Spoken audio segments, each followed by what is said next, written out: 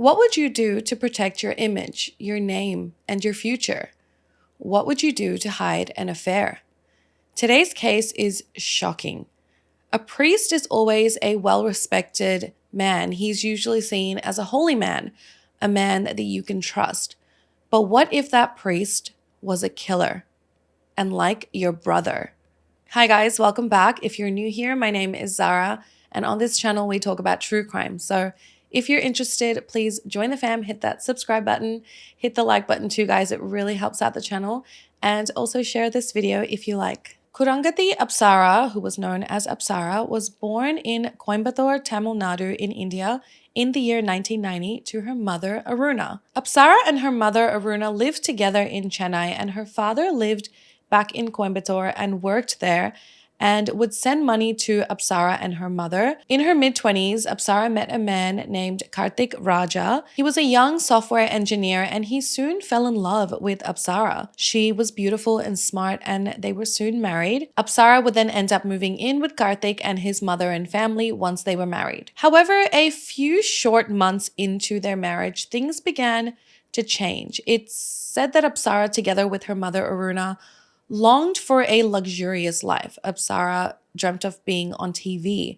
and felt that she was supposed to live life in a certain way. Kartik, being a software engineer, had a decent income, so it's alleged that Apsara and Aruna forced Kartik to spend his money at five-star hotels and fancy dinners, buying them jewelry, imported dresses, and expensive makeup. Kartik loved Apsara, so he did whatever he could. He spent all his hard-earned money on Apsara. It's also believed that Kartik had also taken a 25 lakh loan, so that's 2.5 million rupees or nearly 30,000 USD dollars to foot the bills for Apsara's ever-growing expenses. But as you can imagine, this put a lot of pressure on Kartik, and the couple got into a lot of fights and arguments about Apsara's excessive spending. Kartik's parents then began getting involved, telling Apsara and her mother Aruna that what they were doing was not okay. Kartik then began refusing to fund Apsara's every need. This angered Apsara and Aruna. Then one day, Kartik's mom, Dhanalakshmi, came into the home furious,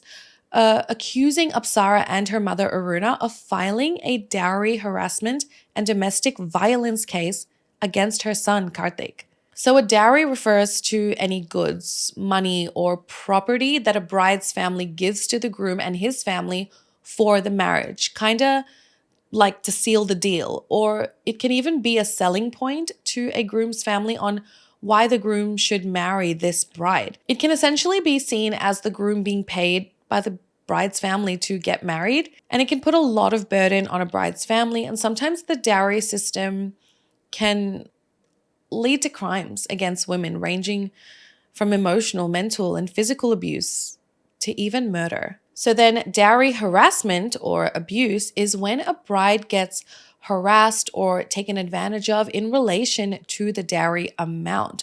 So say someone from overseas agrees to marry a bride in India. So they come down to meet the bride, and then once they secure the dowry in whatever form, property or usually cash, they then flee and abandon the bride, essentially robbing the bride and her family. Another example, and I'm guessing that this is the one that Kartik was accused of, is verbal attacks or physical beatings to force the bride and her family to provide goods, money, or jewelry, etc. for the marriage. So this type of behavior has been specifically criminalized by anti-dowry laws in India. It's actually illegal to give or receive a dowry in India since the laws were passed back in 1961. But despite this, it continues to take place in many parts of India. So with Apsara filing a claim accusing Kartik of harassing her for some type of dowry, of course, this was not taken lightly by the police. Kartik was then soon arrested and jailed for this accusation. He spent 15 days in jail and was then released on bail. But when Kartik returned home, he struggled with extreme depression. His mother, Dhanalakshmi, tried to keep his spirits up, telling him he could recover from this. He was young, he had a long life ahead of him, but the damage was done. Karthik was in a lot of debt. He lost his job as a software engineer due to these accusations made against him. He was struggling with the trauma he faced in the last few months being married to Apsara. 4 days after he returned home from jail, in a moment of unbearable pain, Karthik took his own life. His family was devastated. After learning of Karthik's death in April of 2022, Apsara and Aruna decided to leave Karthik's home in Chennai and move to Hyderabad. They did this in the middle of the night, taking Karthik's cash and jewelry with them without telling anyone. They changed their mobile numbers and maintained a low profile after this. Dana Lakshmi was furious, as you can imagine. She believed that Apsara only married her son because of his higher income and only wanted to extort money from him to live a lavish life. She believed Apsara and Aruna were responsible for her son's death and that they should pay. And soon, in Dana Lakshmi's eyes, Apsara would pay with her own life. Apsara and Aruna were looking for a fresh start, which they were able to somewhat have in Hyderabad. Apsara had a small stint in a Tamil movie as a child, and her mother Aruna wanted to take advantage of her daughter's good looks and encouraged her to pursue acting in more Tamil movies. So together, they met several directors and producers in Tamil Nadu and Kerala, but Apsara failed all of the screening tests. So she had to take on several odd jobs to be able to afford rent for their home in Venkateshwara Colony, Sarunagar. And while living here, Apsara regularly attended the Bangaru Maisama temple in Sarunagar. She was a devout follower and looking for divine intervention, for God to help her land a movie role that would change her life. Here she met Ayagari Venkat Surya Sai Krishna, a 36-year-old MBA graduate, building contractor, and who was currently chief priest in that same temple. Sai Krishna had been helping build temples for over 12 years in the area and was known as a big-time contractor, but also was teaching ancient Indian education, which involved memorizing ancient scriptures of Hinduism. He ran a goshala, which is a protective shelter for cows, as they are seen as a holy animal. And he also performed regular pujas, which is prayers in the temple. He would be very generous in the building of these temples. If any difficulties arose with finances, he would pay for them from his own pocket. Sai Krishna was from the same Brahmin caste as Apsara's mother, so the two were seen as family. Aruna referred to Sai Krishna as her brother, therefore making Apsara his niece, but they weren't actually blood related. Apsara would visit the temple very often and would often visit her uncle Sai Krishna too, and the two became friends and grew very close. Sai Krishna would offer her a lot of help, someone to talk about her problems with, and would often perform special favors for her. Soon Apsara was falling in love with him and their love story began. Apsara was now 32 years old and Sai Krishna was 36 years old at the time. And they would spend a lot of time together and even went on trips to visit 2 other temples in Gujarat. They would spend hours together in the Sarunagar temple where Sai Krishna worked. He would lock the temple doors so they could spend time together after hours and even go on dates together at night. Sai Krishna would often visit Apsara at her home too. However, it's believed that her mother Aruna did not know about their illicit affair. But what could go wrong? Maybe this was Apsara's happy ending. However, Sai Krishna had a secret, and it would soon come to light. A few months into their romance, Apsara would fall pregnant. This was not happy news for the couple, especially Apsara, because she did not want to have a child without a marriage. She decided to terminate the pregnancy and soon began discussing her future with Sai Krishna. What were they doing? They had been having this romance for months, spending all their time together. Why wouldn't Sai Krishna just make it official, marry her and start a family? So around 10 months into their affair, Apsara decided to just make the first move. One night while chatting with her lover on WhatsApp, Apsara proposed to him. She believed this was a super romantic move, that he would be overjoyed and he would of course say yes. But to her surprise, Sai Krishna said no. He couldn't make her his wife. Well, why not? Because Sai Krishna already had a family. He was married over a decade prior in 2010. He had 2 children with his wife, Sravya. However, his wife, Sravya, lived in a village far away from the temple and understood that her husband had important work to do, and she was happy raising their 2 kids by herself. But I'm sure she didn't know that his important work involved relations with Apsara. Apsara was upset and confused, but it didn't change the fact that they were in love, right? She loved him and he said he loved her. So despite Sai Krishna having a whole ass family, Apsara still wanted to be with him. In March of 2023, Apsara began proposing marriage to Sai Krishna multiple times a week. She wanted to be his wife and start a family with him, but Sai Krishna kept putting the topic to the side, consoling her, telling her that everything was going to be okay and they would just eventually figure it out. But after weeks of being shut down, Apsara, fueled by her anger with his lies, began threatening him. She began forcing Sai Krishna to end his marriage to his wife Sravya and begin their life together. But as Sai Krishna refused, Apsara grew more angry. She began to feel regret and sorrow and anger about the abortion she had. She terminated that pregnancy to avoid a scandal, thinking that she had a future with Sai Krishna and that they could start a family, one day, sooner or later. But now that she found out he already had a family he wasn't agreeing to give up to be with her, she grew furious. Apsara made multiple threats to Sai Krishna. She would go to his wife. She would ruin his name in the temple and the community, and even threatened to make the love affair public by posting their private photos on social media if he did not leave his wife. At this point, Sai Krishna grew more and more restless.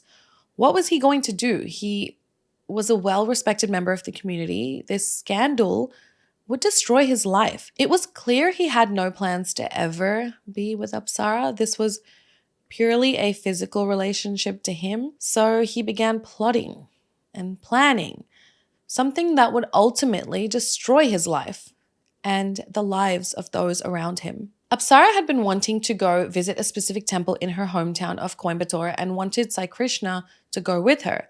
So in early June of 2023, Sai Krishna finally agreed to accompany Apsara to this temple. Sai Krishna told Apsara he bought bus tickets to Coimbatore, and I believe they also lied to Apsara's mother, telling Aruna that Apsara would be going to Coimbatore by herself, but Sai Krishna would be dropping her to the Shamsabad bus terminal. Sai Krishna arrived at Apsara's house at around 8 p.m. and loaded her luggage into his car. They said goodbye to her mother Aruna and began driving at around 8:15 p.m. As they got to Shamsabad at about 10 p.m., Sai Krishna tells Apsara that he didn't actually book any bus tickets. And for some reason, they then go and have dinner together before he then drives her to a Goshala.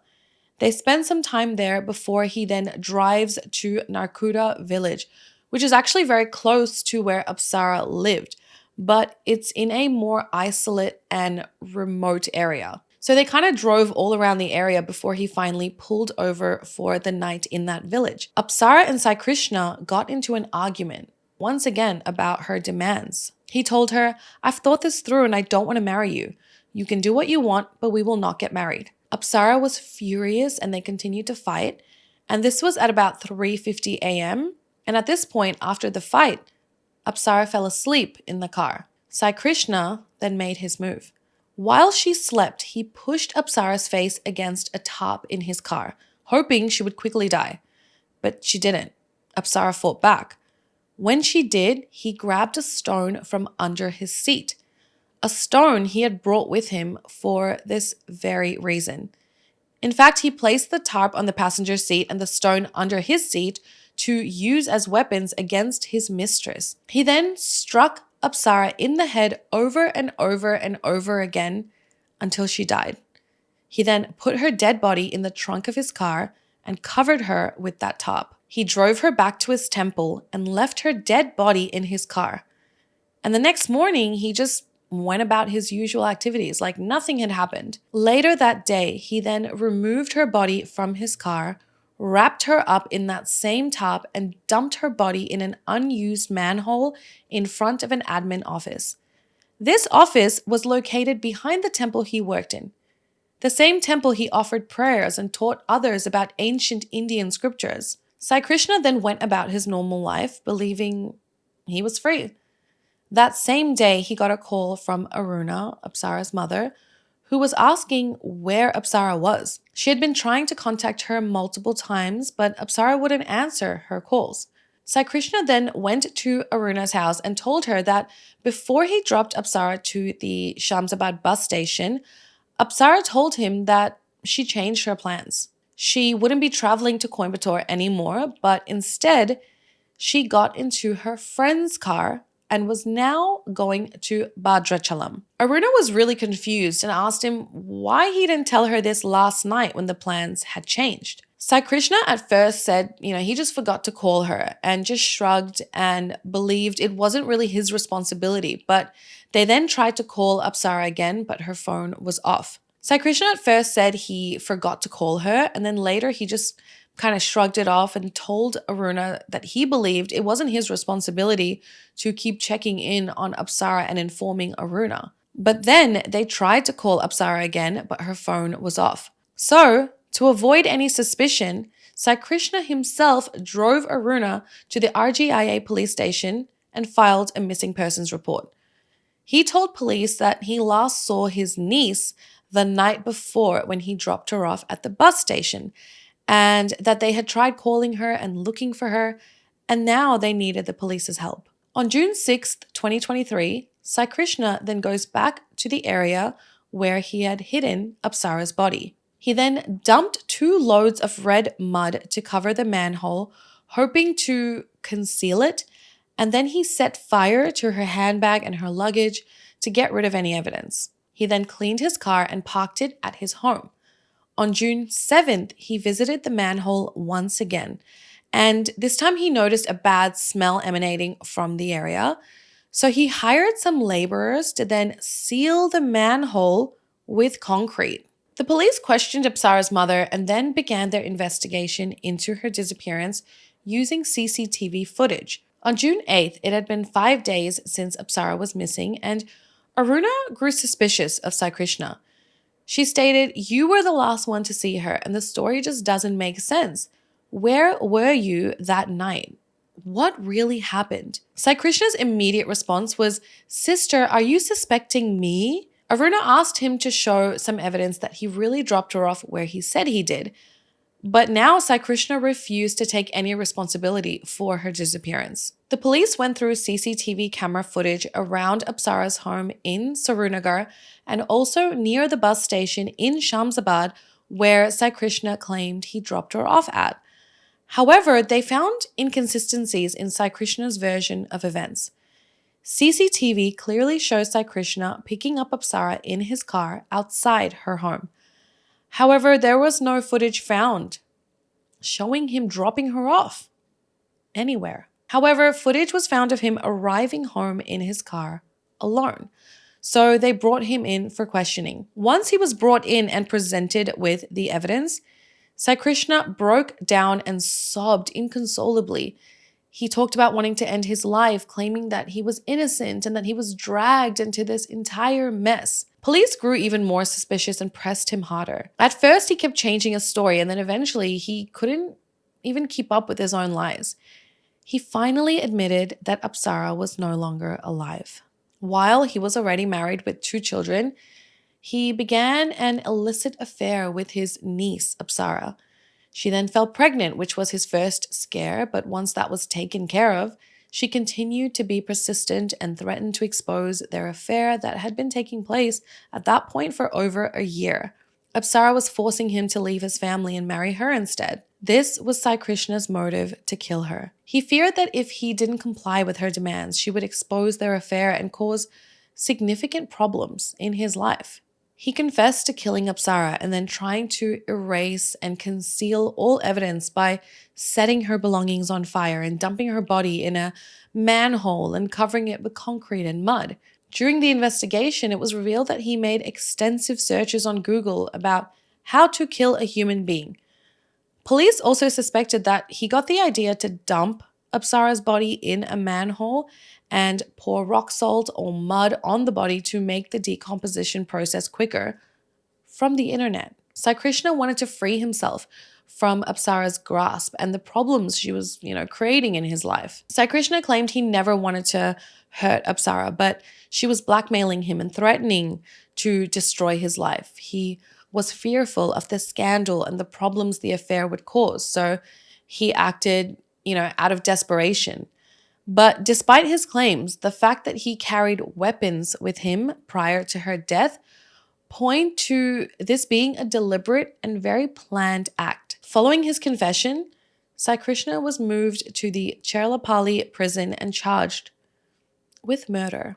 Apsara's body was later recovered, and the autopsy found that Apsara suffered multiple severe injuries and died from blunt force trauma. Aruna was devastated and could not believe that someone she trusted and had high respect for could be capable of committing such a cruel and vicious act. She stated that she knew Apsara would visit the temple often and got to know Sai Krishna. She knew that they shared a special bond, but believed it was that of a family bond. She believed Sai Krishna, being from the same caste, was guiding her daughter, and that she cannot believe that he even stooped so low, not only in engaging in this illicit affair while he was married, but murder. Apsara's parents, Aruna and Srikar, demanded severe punishment for their daughter's killer. Sai Krishna's father, Narsimha, told reporters that Apsara was harassing his son for months, pressuring him to marry her. He went on to say that she threatened him that if he wouldn't marry her, she would kill herself and write a note blaming Sai Krishna for her death. He had seen Apsara at the temple a couple of times, and that she would always address his son as Anna, which meant elder brother in Tamil, that he never suspected that they were having an affair, because why would she refer to her lover as her brother? Although he acknowledged that what his son did was wrong, he added, "If the girl's mother is giving any statements about my son, then was it not her responsibility to keep her daughter in line? Why didn't the mother stop Apsara from meeting my son, knowing full well that he was married and we are priests?" So in other words, it's Apsara's fault for sleeping with Sai Krishna. How could Aruna not control her daughter? Sai Krishna has no control whatsoever. He had no control over himself when he met up with Apsara late at night, when he locked the temple doors and engaged in sexual activity in the temple. How dare anyone expect his son to have any self-control while married with 2 children? How? Sai Krishna's wife, Sravya, also went to the reporters in defense of her husband. She stated, "I don't believe he did this. Maybe what happened was accidental, but I can't believe he did it deliberately. Maybe when they were in the car, she forced him or something like that. Maybe he hit her with an object in a fit of anger. I knew he was a social person as he spoke with everyone, not only Apsara. He's a people person, but I'm sure there was no relation between them. My husband's not like that. He never shared about the harassment she was subjecting him to with me. There was no change in his behavior in recent days. We can't say if she was pregnant with his child or someone else's." When she was questioned about her husband's late-night visits to Apsara's home, she said those claims were rubbish. But if they were true, why did Aruna not stop her daughter from having a man over late at night? She went on to say that in the past, Sai Krishna told her that Apsara had some type of disease, and due to this disease, she became unconscious and he had to take her to the hospital to get some scans done. But she said, he would have helped anyone in that situation. He's such a good man, isn't he? Also, I believe this is obviously referring to the abortion she had It's believed that Sai Krishna did accompany her to the hospital, and I'm guessing this was his cover story to his wife. After he was charged, Sai Krishna then backtracked on his statements and his confession. He later said that he never had a physical relationship with Apsara and wanted to distance himself from her pregnancy because he believed Apsara was in a relationship with another man in Chennai. So I think the strategy was to claim that she got pregnant by another man. But what didn't make sense was that in between denials of any intimate relationship with Apsara, he said he was harassed and tortured by Apsara and that she tried to blackmail him, threatening to leak intimate pictures and videos featuring the both of them. So it's funny that he wanted to deny any inappropriate relationship with Apsara despite there, being possible proof in the form of pictures and messages and videos. Either way, a married man should not be spending majority of his time with another woman while away from his wife at all hours of the day and the night, whether it was sexual or not. So that's all the information I could find about this case. I'm not sure if he's been sentenced or is still just being kept in custody, but this case just serves as a reminder of the devastating consequences of an affair. It led to deceit, manipulation, and emotional pressures on both Apsara and Sai Krishna, which ultimately resulted in an extreme act of violence, leading to the loss of a young woman's life. Some people online say Apsara was in these unhealthy relationships and her death was her karma for treating her ex-husband, Karthik, the way she did, which led to a suicide. I mean, it's a pretty wild thing to even say something like that about a woman who was murdered. We don't really know the true facts of anyone's lives, what their motives were for their behaviors. And ultimately, Sai Krishna admitted to murdering his mistress, whether she was a good person or not. Doesn't mean he shouldn't take accountability for his actions. Nothing can undo what happened now, and so many lives are affected by two people choosing to engage in an affair. Let me know your thoughts down below, guys. I can't wait to see you in the comments. Besitos. Bye.